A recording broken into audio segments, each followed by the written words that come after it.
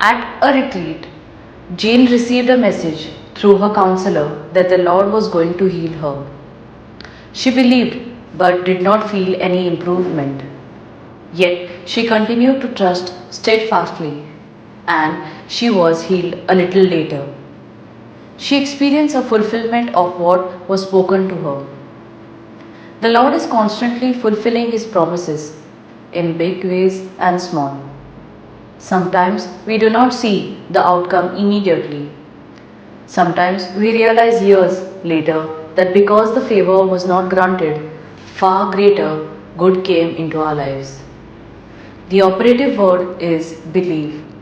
Trust in God's plan. What we chose to believe God's promises, no matter what the present circumstances, we prepare the ground for miracles to happen. Zephaniah proclaimed, "The Lord your God is in your midst, a mighty one who will save." That is what Elizabeth believed, and the baby leaped in her womb. Mary believed, and the Word became flesh in her. Once we believe, there is no limit in God. He can do the impossible in our lives.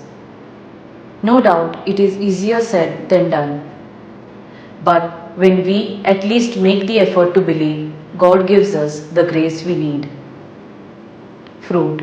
Christmas was made possible by the firm belief of Mary in God's Word.